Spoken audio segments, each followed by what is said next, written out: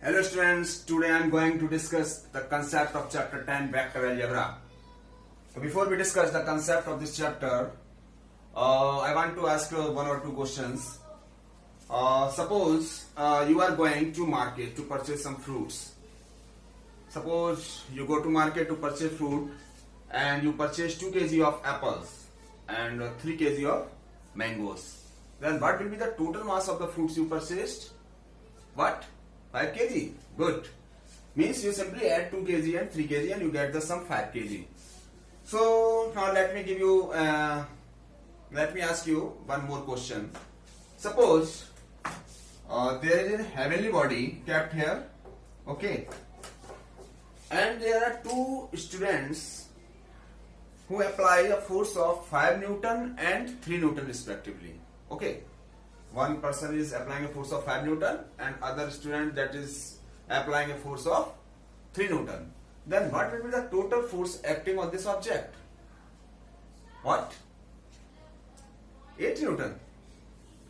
Is it always right?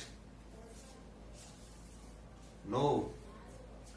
Because the 2 students are applying force of 5 Newton and 3 Newton, but if they are applying the force in the same direction, suppose 5 Newton force this direction and 3 Newton in the same direction, then total 8 Newton force will be applied on this object.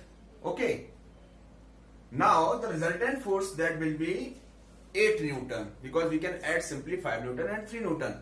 Now suppose there is a case that this force, the other person is applying a force of 3 Newton in the opposite direction of the force applied by the first student. Then what would happen? Then the object that is kept here, the total force applied on this will not be 8 Newton now. Why? Because 5 Newton is working in this direction and 3 Newton force that is working in this direction, it will cancel out the 3 Newton force from this side. So the remaining 2 Newton force will act on this object, means the 2 Newton force will be the resultant force that will be applied on this object and that will act on it. Okay, and its direction 2 Newton force will be in this direction, because 5 Newton force is more than the 3 Newton force. So resultant will be 2 Newton force that will be equal to the difference of the forces 5 Newton and 3 Newton. Now there is not the sum.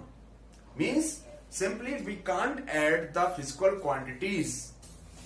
So we conclude here that every physical quantity cannot be added simply or subtracted simply. So there are certain quantities that are having the directions also. So how these quantities are added or subtracted, so we will study it.